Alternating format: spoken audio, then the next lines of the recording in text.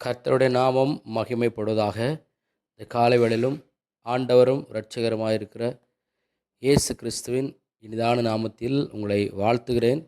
கர்த்தர் தாமே உங்களை ஆசீர்வதிப்பாராக.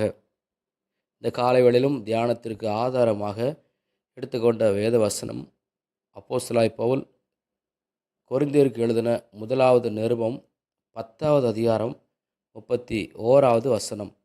ஆகையால் நீங்கள் புசித்தாலும் குடித்தாலும் எதை செய்தாலும் எல்லாவற்றையும் தேவனுடைய மகிமைக்கென்று செய்யுங்கள். எல்லாவற்றையும் தேவனுடைய மகிமைக்கென்று செய்யுங்கள் என்பதாக. அன்பான தேவ பிள்ளைகளே, இந்த உலகத்தில் வாழ்ந்து கொண்டிருக்கிற நாம் ஒவ்வொருவரும் தேவனுடைய படைப்பில் விசேஷமானவர்கள். ஆண்டவர் நம்மை விசேஷ விதமாய் அவருடைய சாயலின்படி நம்மை சிருஷ்டித்து வைத்திருக்கிறார். அவர் நாமத்தை உயர்த்தும்படியாய் எல்லா சூழலிலும் அவரை கனப்படுத்தி அவரை ஆராதிக்கிற நபராய் இருக்க வேண்டும் என்பதில் ஆண்டவர் மிகவும் அக்கறையுள்ளவராய் இருக்கிறார். இந்த காலை வேளையிலும் வாசித்த வேத பகுதியிலே எதை செய்தாலும் தேவ நாமம் மகிமைக்கென்றே செய்யுங்கள். தேவ பிள்ளைகளே, இந்த நாட்களில் நாம் செய்கிற ஒவ்வொரு காரியமும் அவரை மகிமைப்படுத்துகிறதா என்பதை நாம் சற்று ஆராய்ந்து பார்க்க வேண்டும். எனக்கு தோன்றுகிறது எல்லாம் செய்கிறேன், எனக்கு எது பிடிக்கிறதோ எனக்கு எது விருப்பமானதோ அதையெல்லாம் நான் செய்வேன் என்று அல்ல. எந்த காரியங்களை செய்தாலும் இதிலே ஆண்டவராகிய தேவன் மகிமைப்படுவாரா? இந்த காரியத்தில் தேவ நாமம் தூஷிக்கப்படுகிறதா மகிமைப்படுகிறதா என்பதில் கவனமாக இருக்க வேண்டும். நாம் பேசுகிற வார்த்தையானாலும் சரி, நம்முடைய நண்பர்களானாலும் சரி, தேவன் இதில் பிரியப்படுவாரா என்பதில் நாம் எப்போதும் அக்கறை உள்ளவர்களாக இருக்க வேண்டும்.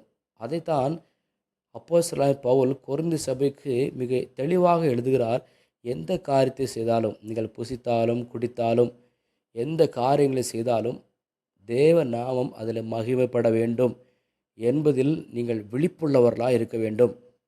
ரட்சிக்கப்பட்ட தேவ பிள்ளைகளே, அபிஷேகப்பட்ட கர்த்தருடைய பிள்ளைகளே, நாட்களில் நாம் எந்த காரியங்களை தேவனுக்காக செய்து கொண்டிருக்கிறோம், அந்த காரியங்கள் தேவனை மகிமைப்படுத்துகிறதா? இல்லை என்று சொன்னால் நம்மை நாமே திருப்திப்படுத்த, நம்முடைய சுயத்தை திருப்திப்படுத்துகிறவர்களாய் மாறிக்கொண்டிருக்கிறோமா என்பதை நாம் அறிந்து கொள்ள வேண்டும். வேதத்தில் அநேகரை வாசிக்க முடியும். அவர்கள் எல்லாம் தேவனுக்காக திறப்பில் நின்றார்கள். தேவ நாமம் மகிமைப்படுகிறதா என்பதில் மிகவும் அக்கறை உள்ளவர்களாக இருந்தால், இந்த காலை வேளையில் ஆண்டவர் தந்திருக்கிற ஒரே ஒரு வாழ்க்கை, அவருடைய நாமம் மகிமைக்கென்றே நாம் வாழ்வோம். மனுஷரை திருப்திப்படுத்தாமல், மனுஷருக்கு திருப்தியாக வாழ்ந்துவிட்டு தேவனை துக்கப்படுத்தாமல், ஆண்டவரே உமக்கு பிரியமானதை எனக்கு செய்ய கற்றுத்தாரும் என்று சொல்லி அர்ப்பணிப்புள்ளவர்களாய் வாழ ஆண்டவர் நமக்கு உதவி செய்வாராக. அவருக்கு செம்மையானவர்களை, அவருக்கு விருப்பமானவர்களை நாம் செய்யும்போது ஆண்டவர் நிச்சயமாய் நம்மை ஆசீர்வதித்து மேன்மைப்படுத்துகிற தேவனாயிருக்கிறார். அர்ப்பணிப்போம், அவருக்கு பிரியமான வாழ்க்கை வாழ்வோம். தேவன் பெரிய காரியங்களை செய்வாராக. கிருபையும் இரக்கமும் நிறைந்த அன்பின் தகப்பனே, இந்த காலை வேளைக்காக நன்றியோடு துதிக்கிறோம். நாள் முழுவதும் நீர் பாதுகாத்து கொள்வீராக. நாள் முழுவதும் நாங்கள் செய்கிற காரியங்கள் உங்கள் நாமம் மகிமைப்படுகிறதா என்பதை நாங்கள் ஆராய்ந்து பார்த்து அதிலே விழிப்புள்ளவர்களாய் செய்ய தேவனாய் கர்த்தர் உதவி செய்வீராக. எங்களோட வாழ்க்கையிலும் எங்களோட வார்த்தையிலும் நாங்கள் நாட்களில் உமக்கு பிரியமானவர்களை செய்ய தேவனாய் கர்த்தர் எங்களுக்கு உதவி செய்ய வேண்டுமா ஜெபிக்கிறோம். இந்த நாள் முழுவதும் பாதுகாத்து கொள்ளும். உங்கள் சித்தம் எங்கள் வாழ்க்கையில் பரிபூர்ணமாக நிறைவேறட்டும். இயேசுவின் நாமத்தில் ஜெபிக்கிறோம் ஜீவனுள்ள நல்ல பிதாவே. ஆமேன், ஆமேன்.